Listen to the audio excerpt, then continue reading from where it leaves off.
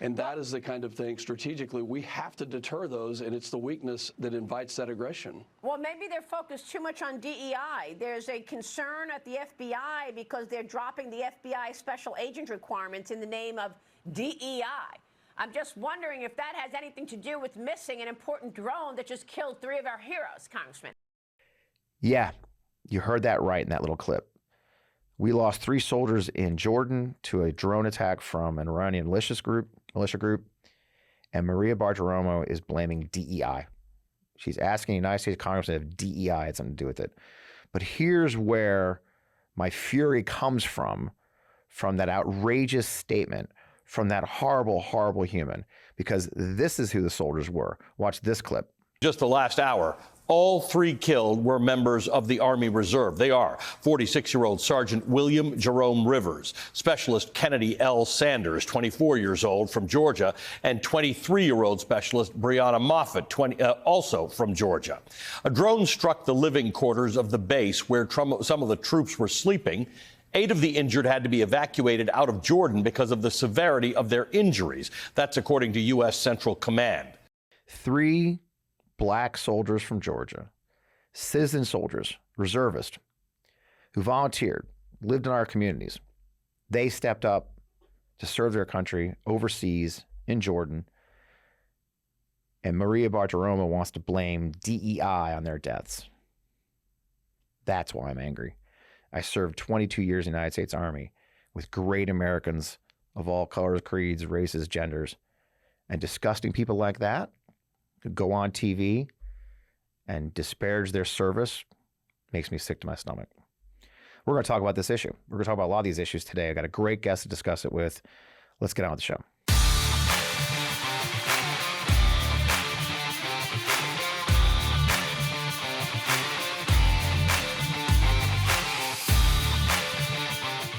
Oh, man, welcome to On Demand, the FP Wellman. I am Fred Wellman, the host of the show.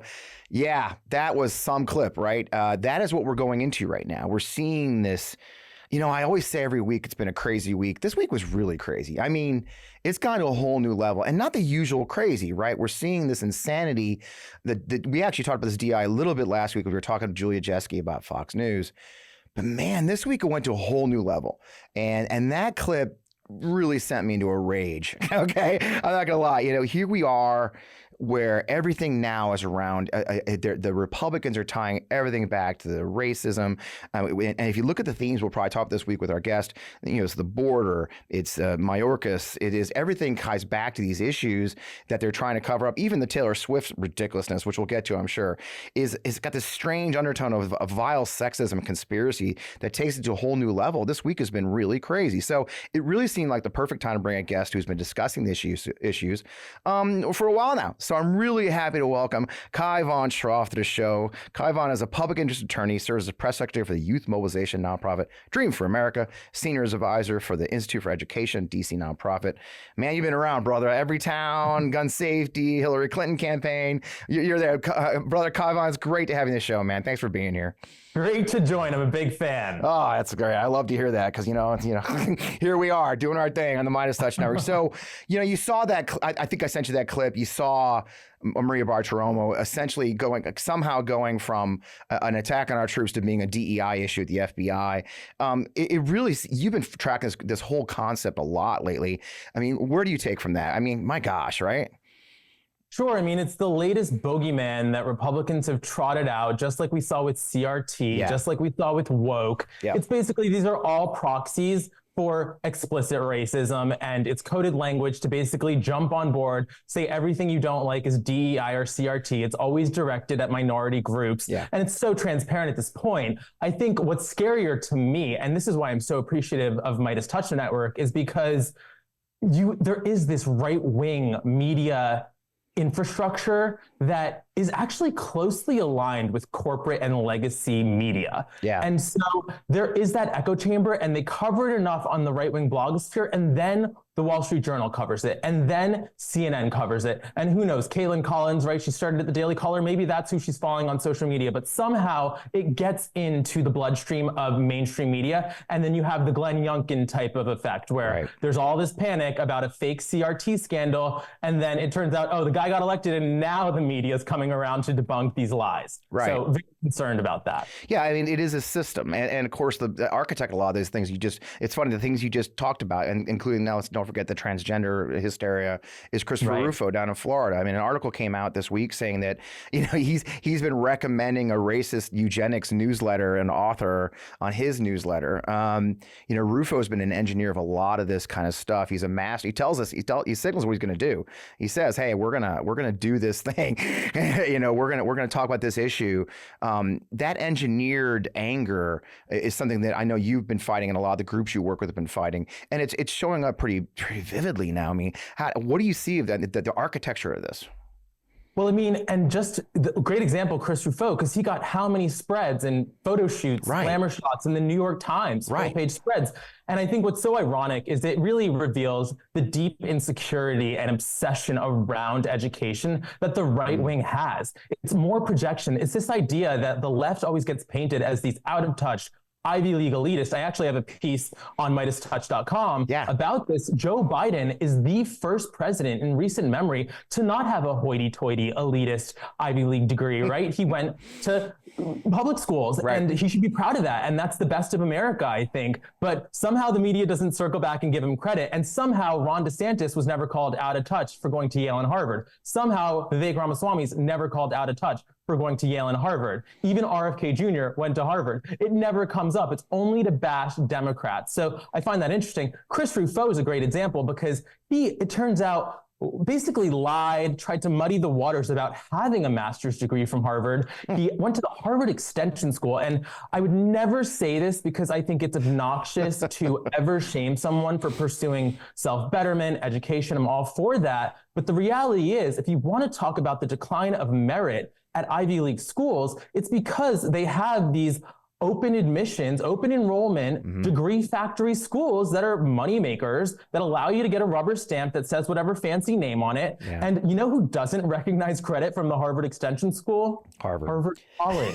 Exactly. So, it's just ironic that this guy who's saying, oh, the decline of merit and my Harvard degree is less valuable because of DEI. It's like, no. That's a lie. Yeah, and he's using it as a weapon. I mean, he's on the New School of Florida. He continues to use these weaponize these words, and I think it does work, right? But you see in the GOP this threat of racism, and I know you've been talking a lot about Nikki Haley as you're an Indian American yourself. The attacks, the irony, the great irony, and you've written several pieces on it. The irony that while Nikki Haley has been defending Trump defending the GOP against accusations of racism, it of course, as it always does, now she's being attacked with a birther attack herself, right? It always comes back to haunt you, it's right? So predictable. It is, yeah.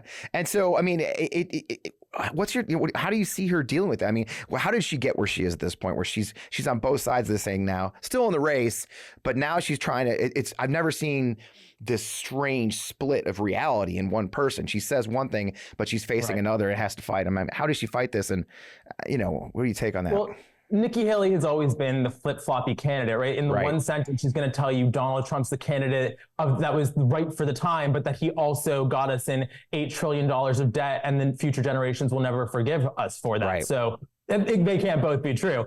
But I think, she's such an interesting character when you talk about race and identity, because she did change her name. She doesn't go by the first name on her birth certificate. She did convert her religion, and she did identify as white on her voter registration card in 2001. Now, any of those instances you could take separately and explain away. But you take them together and you add this fact, which is the only thing that bothers me. Otherwise, live your life as you choose to live it. I'm all for that. Right. What bothers me is that she then spends her time with a huge platform gaslighting the American public about the realities of racism. The fact that she can't acknowledge that slavery was a cause of the Civil War, the main cause of the Civil War, that she says America was never a racist country. Just an outrageous statement that I think even people on her side will acknowledge doesn't make any sense. So it's both of those together, that denialism, right? I mean, I'm all for it. Your parents decided to give you a more, palatable American sounding nickname to help you navigate the world. I mean, my name's Kai Von Troff. You don't think I've thought about going by Kai a bunch of times, especially in media? I choose not to do that, but it's up to the person's choice. I think we have to acknowledge, though, why in the 70s, when Nikki Haley was being raised by immigrant parents in the South, did they make that choice that so many other immigrant families made? Because of assimilation, which was the result of discrimination. So let's get real. Yeah. And now here we are. So she's on stage. She's getting a birther attack, having to defend herself from essentially racist attacks. It is this constant hypocrisy we see in the Republican Party these days. I mean, one of the big irony things I saw today was Sean Hannity saying that Taylor Swift's been led astray, that that being told that the lies that the Republicans are racist. At the same time, you've got these attacks, the BLMs and all these kind of stuff. I mean, I don't know if you saw that this really insane story came out this week where a man in Pennsylvania murdered his father. Murdered his father, who was a federal employee, beheaded him and put it on YouTube. It's insane. And I didn't link to it. I'm not going to link to anywhere of it.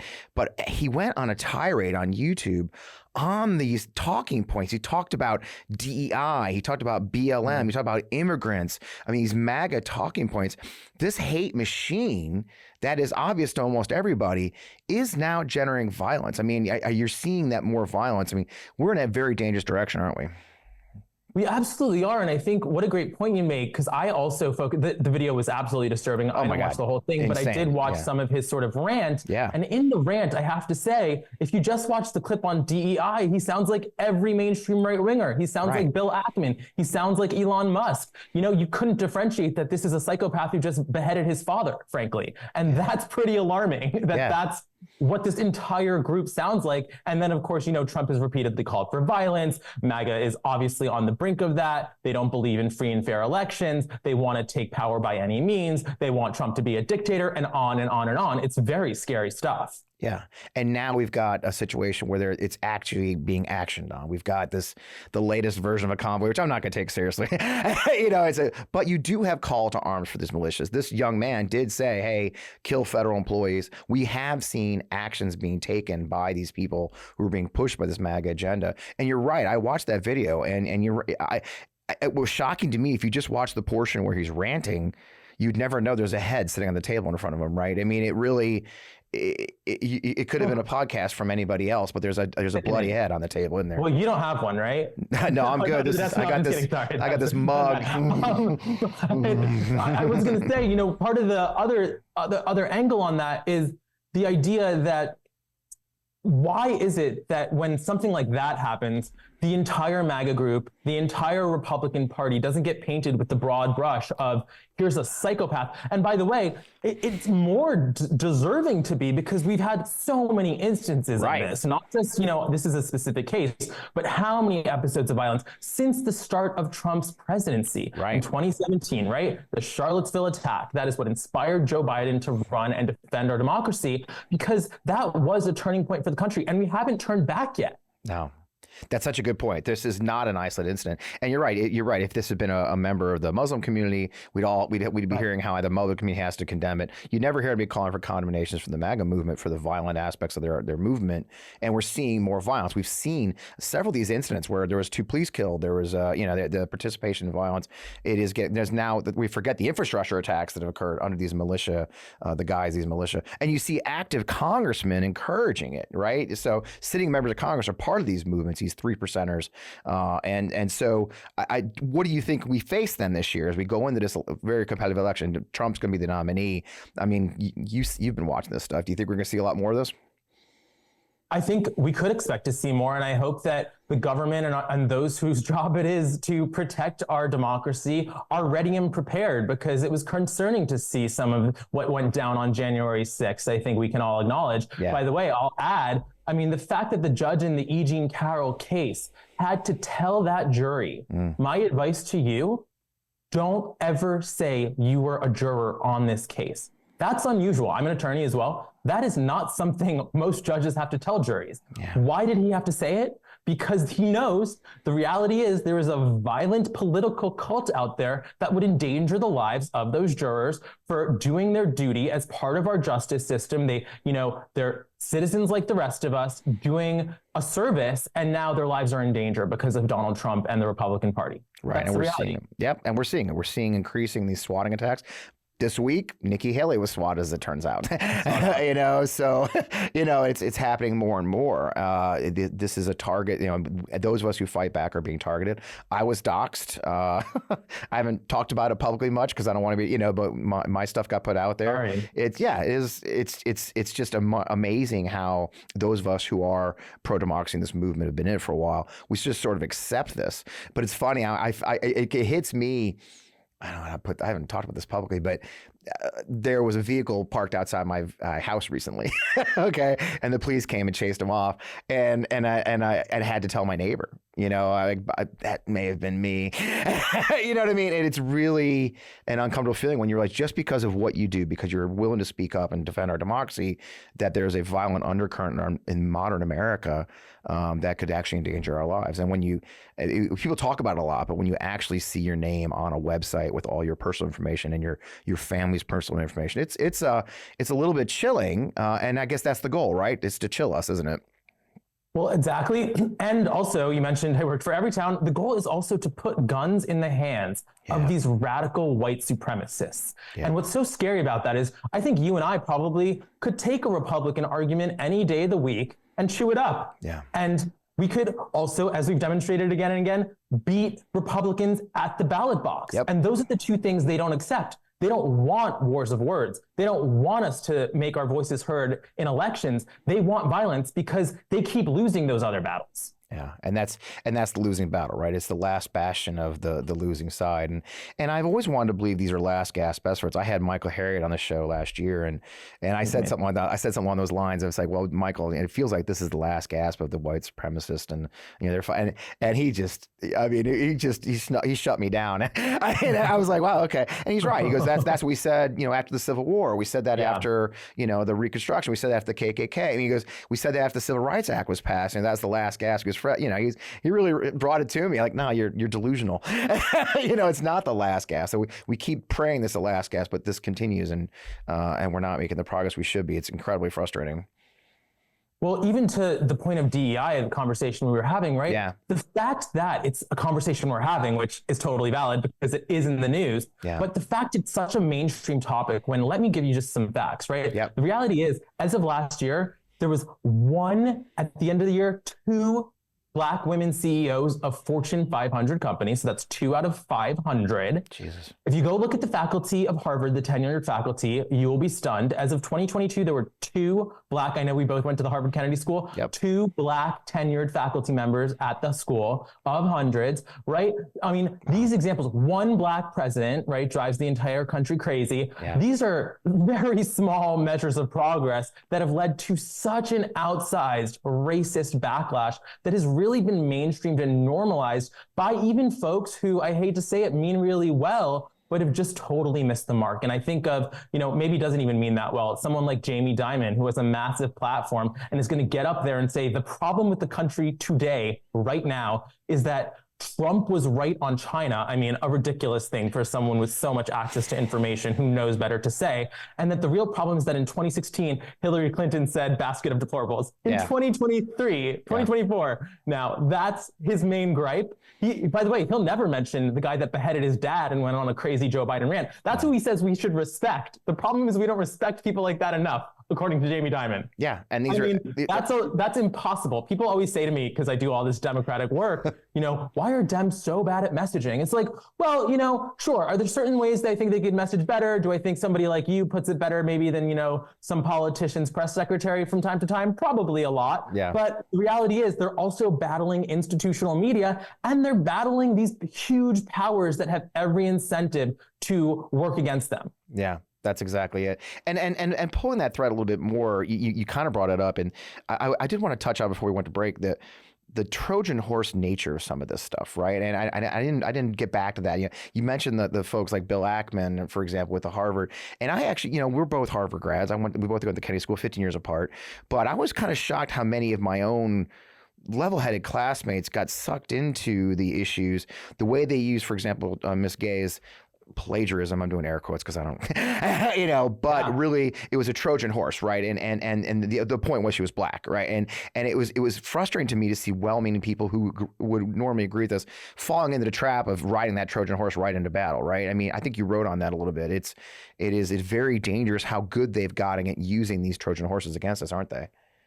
Absolutely. And I think, again, sort of reveals almost an internal bias of this elite group of so-called moderates that they're so inclined to see it that way. Because the reality is, right, like imagine if the conversation had been about Bill Ackman's wife plagiarizing in the exact same ways and worse than Claudine Gay just a day before, just 3 days before, right. Maybe a whole different outcome could have resulted. But the media didn't care enough to actually probe any of that until it was too late. And of course, then it was all playing catch up. Yeah. So I think it's really interesting to see that. And then also, by the way, just want to share this because I happened to go up and give a lecture at Harvard the day that she resigned. Oh, wow. And I met with a favorite professor of mine, a writing teacher at the Kennedy School. And he said, Kaivan, there is no way on earth a Harvard student would actually have faced accountability, gotten expelled, gotten disciplined for the sorts of citation oversights we're talking about with regard to Claudine Gay. And you know what? That is such a fact-checkable thing. Yeah. Why didn't the New York Times go interview 10 writing professors at Harvard? Right. They could have answered that question. They chose not to. They chose to run with the DEI, racist stories. They chose to quote Bill Ackman every day and give him, his deranged 2,000-word tweets, all this airtime. So it's a very uphill battle for liberals. You're battling Bill Ackman, who has millions of followers and billions of dollars. Elon Musk, who owns a social media platform based on driving disinformation against the Biden administration. You have the New York Times and the Wall Street Journal, who I think it's fair to say biased against the Biden administration, certainly biased against Hillary Clinton back then. Yeah. So all of that, and then we have to fight the Republicans. So it's really a tough challenge. Yeah, and still do it in the right way, right? Still be on the right side of the moral compass, and that's always the problem, right? And it's easy to fight their way, but then we become them, and that's always it matters how you win. It matters how you win, and it sucks. And I get frustrated myself as an old soldier, but there are rules, and again, we don't want to be standing on the ashes. We want to be standing on the hill. With that, we got some great sponsors. We got a new sponsor this week. Green Chef's joining the show, so let's take a break for our sponsors. Okay, everyone, it's time to elevate your everyday wellness with the #1 meal kit for clean eating. Discover new gut-friendly recipes each week from Green Chef. Now, each week, choose from 80+ flavor-packed options, including new calorie-smart recipes and wellness bundles. Now, easily customize your meals to suit your lifestyle with preferences like keto, plant-based, Mediterranean, gut and brain health, calorie-smart, quick and easy, protein-packed, and gluten-free. Now, with Green Chef, you can nourish your body with chef-crafted, nutritionist-approved recipes packed with clean ingredients that support your healthy lifestyle and taste great too. Now, Green Chef delivers everything you need to make convenient, wholesome, and delicious meals directly to your doorstep. It's time for you to take back your time in the kitchen with dinner in 30 minutes or lunch in 10. Green Chef offers unique, farm-fresh ingredients like figs, dates, and artichokes, sustainably sourced seafood, and more. I gotta tell you, my absolute favorite dish, I'm a big turkey guy, is their creamy turkey bolognese. I mean, trust me, you gotta try it, okay? Now go to greenchef.com/60fred and use 60fred to get 60% off, plus 20% off your first 2 months. That's greenchef.com/60fred. Use code 60fred to get 60% off, plus 20% off your next 2 months. Green Chef, the #1 meal kit for eating well. And now it's time for a brief lesson on the history of toilet paper. You know, the first perforated toilet paper rolls were introduced in 1890, but it wasn't until 1930 that we officially had splinter-free tissue. Prior to that, people just used what was on hand, and oh my gosh, corn cobs, parchment, and even pages from the Farmer's Almanac. Nowadays, we're clear-cutting our forests just to make something we use just once and flush down the toilet. And that's why I love Real paper. Real makes a sustainable toilet paper that contains no trees and instead uses 100% bamboo. Now, Real's paper is certified by the Forest Stewardship Council, meaning they are responsibly harvesting the bamboo grass that's used for their paper. And while other conventional tree-based papers are wrapped in plastic in the grocery aisle, Real paper's packaging is plastic-free, compostable, and offers free shipping on all orders. But here's the best part. When I use Real, it doesn't feel like I'm sacrificing something to help the earth. In fact, it feels like an upgrade. It truly has become my go-to TV. Now, Real Paper is available in easy, hassle-free subscriptions or for one-time purchase on their website. All orders are conveniently delivered to your door with free shipping and 100% recyclable plastic-free packaging. So here it is. If you head to realpaper.com/Fred and sign up for a subscription using my code FRED at checkout, you'll automatically get 30% off your first order and free shipping. That's REELPAPER.com/Fred. Or enter promo code FRED to get 30% off your order, free shipping. Let's stop flushing our forest. Try Real Papers. Tree-free paper. Real's paper for the planet. Man, it's great. So that's a great conversation. Let's move to some other topics because there's a lot going on in the country right now. I want to take advantage of you being here to talk about some other ones. You know, one of the things it does actually go to what we were just talking about. The House GOP has just sent this ridiculous impeachment of Homeland Security Mayorkas to the full House. Who knows? I don't know if they have the votes, to be honest with you. But at the same time, we've got this Texas standoff. We've got new convoys going to Texas. I mean, clearly they've made a conscious decision that the border is going to be the theme and immigration is going to be the theme for Trump's reelection. I mean, it is. This is a Trump reelection campaign, isn't it? Let's just say it didn't work out too well for Texas last time. But yeah, right. Absolutely, it's going to be a theme of the campaign. But I actually think, and I know the editor for Meidas wrote a great piece on this about Ron Filipkowski, about taking control of the narrative on immigration and the border crisis. And I think it's funny to see that. I'm not giving him full credit because who knows, but a short time after that, right, the Biden administration, Democrats were out with this bipartisan plan. I'm joking, but I do think it's fair to point out how well Biden has navigated this issue, because we're going to see now he's called their bluff. Yep. He said, you want to impeach my guy, but you won't give us the budget or the money to do the work that you're saying he's not doing that's worthy of impeachment. With, by the way, you even have right-wing lawyers, even like Alan Dershowitz, I mean, who I think it's fair to say is a disgraced right-wing hack at this point, you know, saying that there's no merit to this impeachment. By the way, I know we're moving on, but just to touch back, another plagiarist who's on faculty as an emeritus professor at Harvard, Alan Dershowitz. So there's some hypocrisy there. Yeah. But anyways, no merit, no evidence. And we're seeing this again and again, right? We're seeing it with the Hunter Biden probe. We're seeing it. And I think, honestly, I think the media is losing some interest, and also so are the viewing public. That's why we're talking about Taylor Swift every day, because it's boring to, again, no evidence, more fake BS that we're alleging against. Like Hunter Biden, I think, did a brilliant job shutting down that nonsense, showing up to Capitol Hill twice, calling the bluff of Republicans, saying, you want to question me? Here I am, ask me. And of course, they want to do all this stuff behind closed doors so they can come out and lie about it. Yep. And I think that's a great point, though. And as you were talking, it kind of hit me. I was like, you know what? It isn't getting the traction it was. The Hunter Biden probe is kind of falling apart because they know it's a lie. Every new witness is screwing them up because they're trying to build it up. And so it's just a game, right? You know, it's like, but you're right. I think they're even losing their own audience, aren't they? I mean, I saw earlier this week, Comer was like, oh, all of our witnesses are having trouble remembering the bad things that happened. It's like, because they didn't happen. They didn't happen. Like, okay. Yeah. I mean, I think even Republicans are mad at him at this point. They're done with him. Like, it's like really mismanagement, this production, to say the least. It does feel like you lost Fox. You know, I guess we had Juliet on last week, and you're not seeing the coverage. You don't see that's the obsession with the border, and like the obsession with Taylor Swift. When you go, which is the craziest thing. And I was going to talk about it, but by it's Friday now. I think it's run its course. It is just. But for my favorite part of the whole thing, you'll appreciate, because you work in youth organizing, is my favorite part of the whole week was Jack Posobiec, that he spoke. He's proposing a summer tour of the MAGA superstars Ted Nugent, Kid Rock, and I'm not kidding, 85-year-old John Voight to swing states this summer to counteract the supposed influence that Taylor Swift's going to have on the election. I mean, literally the question you're going to ask, Kaivan, is, dude, what the fuck is happening? I mean, it's just insanity, right? I mean, they're just losing their mind. It cracks me up because we do follow them closely. Dream for America, the organization I work with, is a counter to Turning Point USA. Right, which is that's your jam. Yep. Sort of deranged thing. And they have this America Fest thing. And who do they trot out as their number one celebrity? Roseanne Barr. famously popular among Gen Z. Like, I would be shocked if most Gen Zers could tell you who she is, what she's known for, anything. Like, maybe millennials even, being like a cancel culture quote unquote victim. Right? Like, no one knows who this woman is. That's the best they have. And I think what it really reveals, because they have like $100 million in Koch funding and all these right-wing mega donors.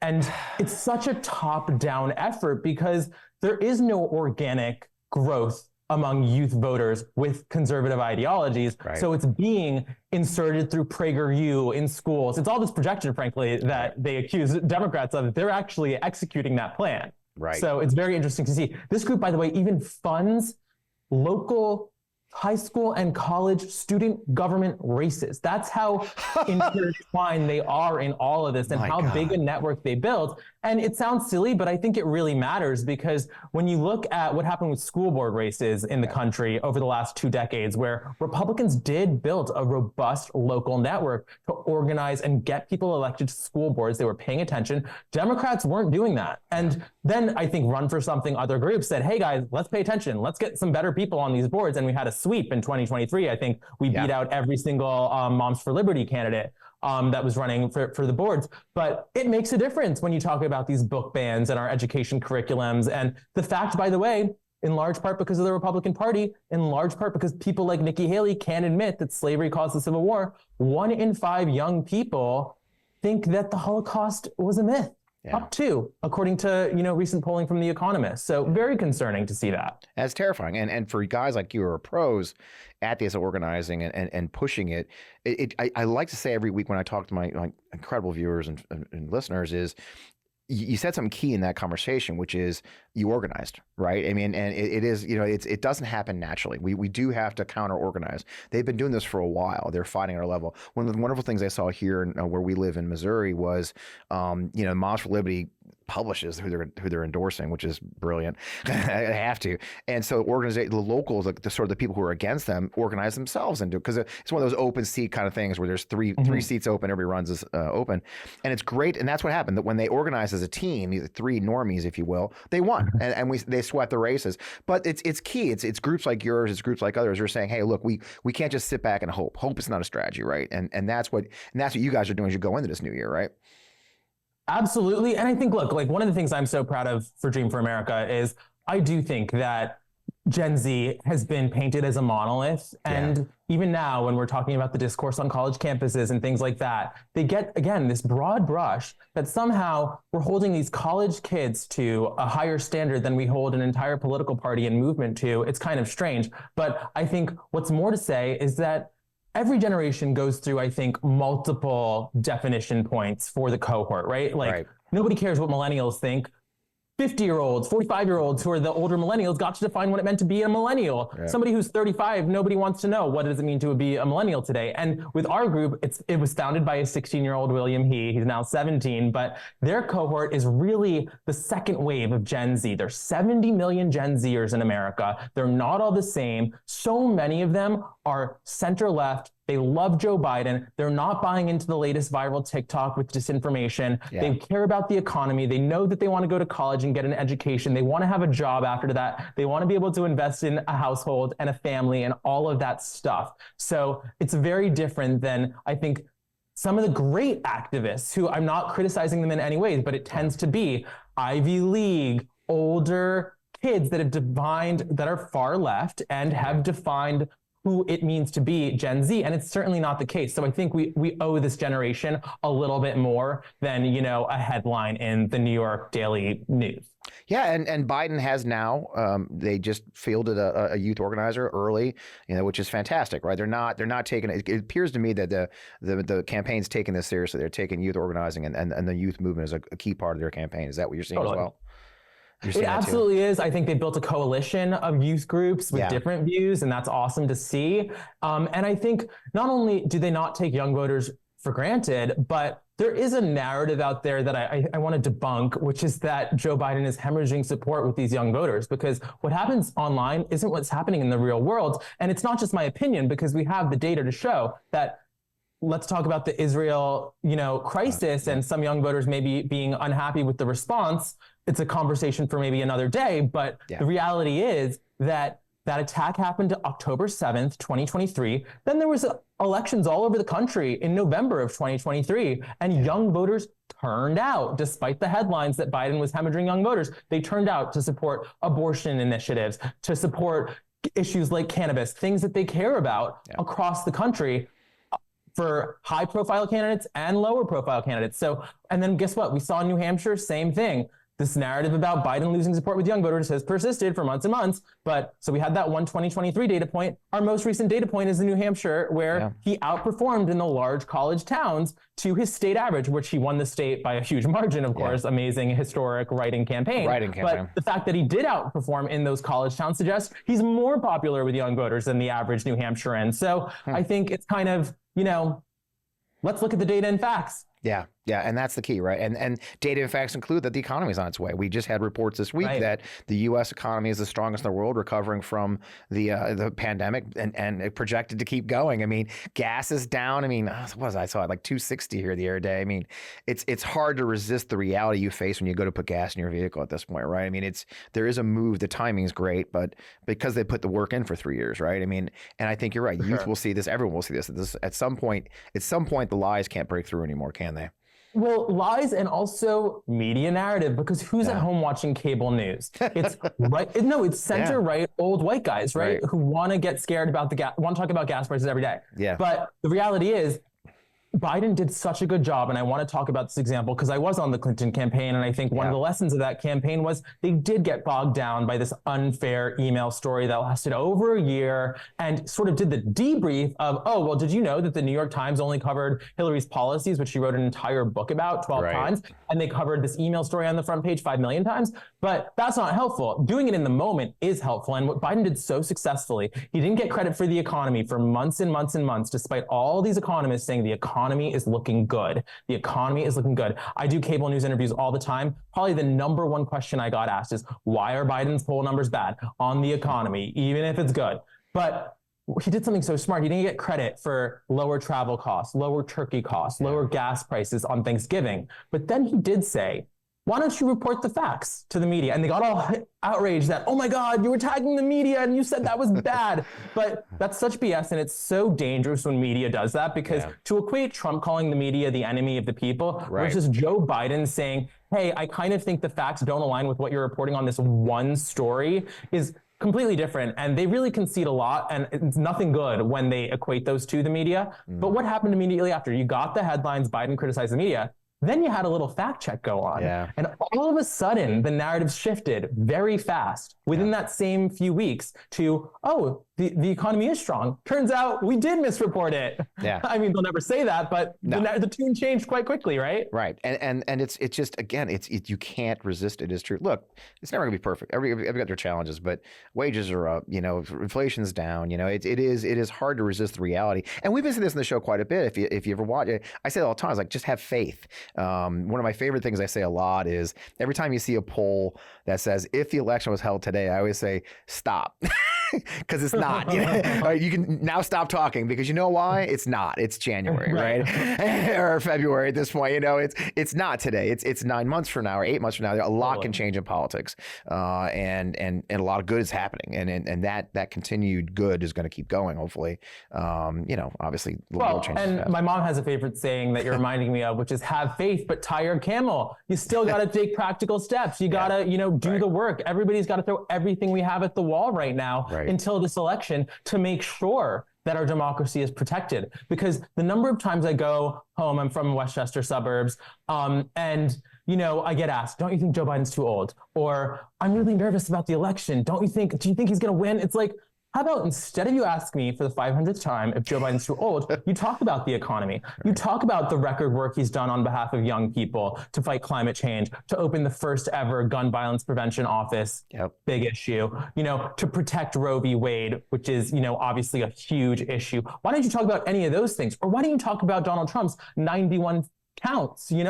There's so many choices people make every day, and I think they do fall victim to that toxic cable news cycle that feeds off their anxiety of Joe Biden's old, Joe Biden's old, Joe Biden's old. Donald Trump's old, and he drinks 12 Diet Cokes a day and hustles down a Big Mac and an overcooked steak. So, I don't exactly think he's like a picture of hell bleeding out of his hand inexplicably, right? Like, I know, and that's exactly it. And at the same time, this is and switching to that part, which is the counter narrative, which is Donald Trump just is paying $83 million for slander, defamation. We've got actual criminal cases. I mean, he doesn't actually have the star team, but of that, we just found out he spent $50 million of his PAC's money on legal fees. At the same week, we find out he's dropped $50 million of his donated money. We find out that the Republican Party the RNC is going to ask for a line of credit because they haven't got enough money to execute the campaign. They've been milking their donors for so long that they're running out of milk, right? You know what I mean? And so there is a machine. We're going into this year very, very strong. At the same time, the DNC's got record numbers. Joe Biden's campaign, I think last one was 117 million, right? They're rolling at this point, aren't they? Well, also, it's quite interesting. Yeah, I know Joe Biden's doing an amazing job fundraising. Yeah. I've always said, because they used to say he wasn't, raising as much as Trump, raising money that goes right out the door to pay your legal bills doesn't help your campaign in any way, right? Like, just as a campaign person, no.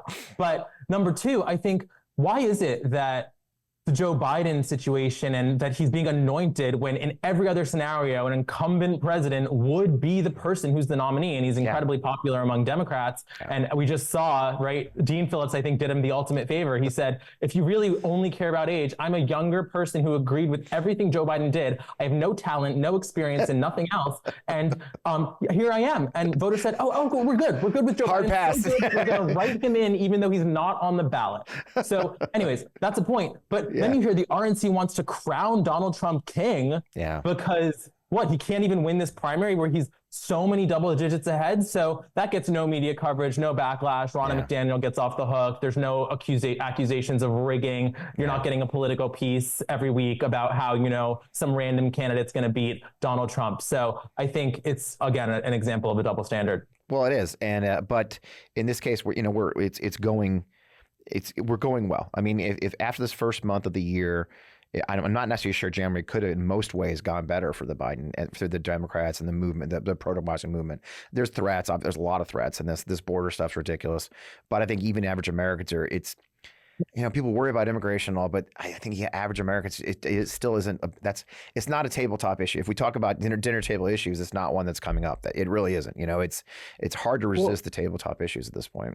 Totally, and I'll say this as a pundit because I think that one thing I try to do. I am younger. I am a minority. They're often old white guys that are these pundits, and they've been around for forever, and they're talking about experience they had 3 decades ago and projecting it onto something happening in 2024. But let me tell you, Joe Biden, for his age, is so on the pulse of the Democratic Party, including young voters, including minority voters, Kamala Harris as well, big part in this. He was so widely criticized, along with the DNC, for making the choice to move to South Carolina for first in nation. Yeah. And I'm very excited for tomorrow, and I'm excited for the state of South Carolina. I'm excited for our Democratic Party base, Black voters, Black women voters, to be acknowledged and honored by our president, who is president because they showed up for him in 2020. Yeah. And let me tell you, not only did he not, they said that he was going to come third, to lose to Marianne Williamson and Dean Phillips in New Hampshire. A ludicrous take. He obviously won over 60% of the vote. So let's mark that wrong. Let's go find everyone that said that and just put a little no in the column. Should we listen to this person for the next year? Right? No. And then guess what? He's also going to double up. Not only did New Hampshire go great and he wasn't even on the ballot, but, oh, that's funny they do that. But he's also going to get this benefit of launching the campaign in South Carolina, a state that is diverse and speaks to the values of our party. And what I love about this as a young person, delivers on the promise that he and Kamala Harris made to be a bridge to the next generation of Democratic leaders. And why? Because this is an incumbent primary. Joe Biden's going to be the nominee. It's not going to matter the scheduling of the primary. But the next cycle, it really will, because you're going to have a much more diverse state, including more diverse in terms of having rural and urban spaces, even something like that. Yeah. Deciding who our nominee is. And that's meaningful. And that's lasting change. Last thing I want to touch on, and I hadn't, I've had you mentioned Kamala Harris. I've seen Kamala speak now and say she was recently here in St. Louis for the fall DNC meeting. She's hitting it, man. I mean, she is. I think a lot of people dismiss the vice president. I have even seen people I know well and who are Democrats, and they kind of dismiss her. And I'm like, if you haven't seen her lately, if you haven't seen what she's doing, how she's really leading the conversations, her tour of HBCUs last fall was a hit. I mean, she's hitting on all cylinders. I think people are dismissing her too soon. Are you seeing that on your side as a youth activist and amongst your peers? She seems really kind of hitting on all cylinders right now. Contrary. Overperforming in a lot of ways, which is weird, right? Well, I don't think it's weird at all, actually, because she is a prosecutor, right? She made her name, I think, for a lot of people. I know I've been following her for a long time, big fan because she's South Asian, but you know, in those Senate hearings, that was her skill set, because that she does have that background, and she's a pro at campaigning because of that. Those are the moments where she can really prosecute a case, where she can lay out the facts about abortion and what's on the table for women and young women and women of color, right? And she did that so beautifully on The View that even Kayleigh McEnany went on Fox News, Trump's former press secretary, saying how powerful Kamala Harris is going to be this election cycle. And absolutely she will be. And by the way, you know what that really plays well into? A digital format where all my generation is going to share those clips on TikTok, on Twitter, etc. So she's absolutely an asset. I will say, I do think she gets discounted. She doesn't get her due. Like, I saw one Politico article that criticized her as missing the mark. Why? Because she didn't shake Joe Manchin's hand and he appeared offended. But the other comment in the article was, but some people say she raises really insightful questions about inclusion and, you know, marginalized groups in meetings. It's like, well, what would I rather in a vice president? Somebody that kowtows to Joe Manchin or somebody that's raising important questions about inclusion in high-level meetings? I mean, it's a no-brainer. Yeah, be a part of the fight. I think she absolutely gets discounted, and this is going to be her moment. I agree. And I think, and that's what I saw. And I may have been one of those people myself, to be candid with you. But having seen her now and watched the evolution in the last 3 years, you do see that. You see someone who gets comfortable with their role, gets comfortable with their voice. And I've seen that personally, that Ms. Harris has truly found her, I think she's really found her voice and her place, and they're using her really well. I think she's going to be very big of a powerhouse in this campaign as well. Well, Kai Vaughn, I can't thank you enough for joining me. This has been a lot of fun. We've been talking a lot longer. We're close. I appreciate it, man. And tell us where we can find you. Where can our viewers and our listeners find you? Yes, so I'm at Kai Von Schroff, KAIVANSHROFF on all social media platforms. You can follow our work at dreamforamerica.org, and I'd love to connect online. I love it, man. Well, thanks for joining us, brother. We'll be talking to you again soon. I guarantee it. Thanks so much for having me. Thanks, brother. That was a great interview. I really enjoyed that. I like getting people who are like cable pundits every now and then just to hit like 6 topics. But a lot of the conversation going back to this issue of the DEI, this thing, it is a very serious. We can't discount it. It is undermining a lot of things, and whether it will take off or not. But again, I go back to that opening clip with Marie Bartiromo, essentially blaming the deaths of black soldiers on DEI, and that's just how evil, I think. I'm not even going to couch that word. It's just how evil and rotten this idea is, this very, very cleverly couched racism that would blame the deaths of soldiers in combat on a policy that's allowing us to get more of a military that reflects our society. In the end, a military reflects that's one of the first things they teach you. I went to West Point, as you may know, and Military Science 101 your freshman year, and one of the first things they tell you is a volunteer military is a direct reflection of the society it represents.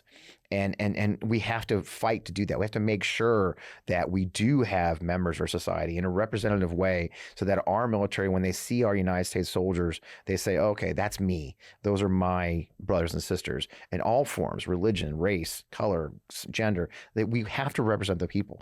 And so I get very personally offended and angry when I see those fighting against that, limiting our ability to ensure, because there are barriers to entry for many in our society, whether you like it or not. There are barriers to entry for a million reasons, from education, from location, being rural or urban. All these things are barriers, and that's what DEI does. It just allows us to lower those barriers so those who didn't have the opportunities had the opportunities. Doesn't mean they're less, doesn't mean they're less qualified. If you remember last week's show, we opened the disgusting accusation by Charlie Kirk that black pilots are somehow less qualified because of DEI. No, the standards are the standards. The problem is it's hard for maybe a black person to get the opportunity to fly at all. It's hard for them to get into those schools for reasons because they come from a place that doesn't have the same standards. It doesn't mean their training isn't the same. So I get viscerally angry when I see things like that. That's why I started the show kind of angry, because I, having served with incredibly people of all genders, of all, races, I didn't think twice about it. We knew we went through the training. We were all qualified to be there. And and that's the whole point. And when I looked over at the left side of my aircraft, the right side of my aircraft, depending what seat I was flying in, I didn't look what skin color the person there. I knew what their qualifications were. And we trained to standard. And so it's infuriating to no end to see people attack those great Americans who have stood up to serve and raised their right hand, and the disgusting accusations that somehow they're not good enough because of the color of their skin. So we have got to get beyond that, and we have to fight it. And that goes back to the thing I tell you every week. We have to fight, folks. We're going to fight this. And the only way to win is we cannot sit on our laurels. We have to organize. That's why I'm chairman, as you know, the national chairman, if you've heard me mention before, of Forgotten Democrats. We're ramping up going into the year. I'm so excited. It's our first year. It's our first cycle, so we're still getting up and going. But the Forgotten Democrats, our goal is to fund these nominees, these Democratic nominees for Congress who just don't get the money or are struggling to make ends meet, to take on these Republicans, the 126 that ran with an opponent who didn't even raise $200,000 last cycle. 29 who ran unopposed. So we have to fight, and we do that by organizing. And if you want to learn more about Forgotten Democrats, it's forgottendemocrats.org. I'd love you to go check it out. Again, forgottendemocrats.org. Or you can just text Fred to 33777. That's how you can find, you can get on our email list and find out what we're up to. We're going to have a town hall in a couple of weeks, but I would love you to do that. That's the thing. That's one of the ways I'm helping. I'm also helping some candidates run for office, and whatever I can do beyond just sitting here talking to you. And I ask you to do the same. As always, you can find me on all the social media networks. Of course, I'm still on X at FP Wellman, on Threads, and Instagram is FP Wellman Official. I would love you to go and subscribe to our YouTube channel, which is On Democracy Podcast on YouTube. You can find our shows early there. You can find other stuff, but that's On Democracy Podcast. And of course, right here in the Meidas Mighty and the Meidas Network every Friday night at 11 p.m. Eastern. Man, thanks for joining the show. We appreciate you being part of this community, this growing community. The shows are still doing incredible numbers because of you guys joining us. Make sure you leave a comment, reply, say hi. See you next week.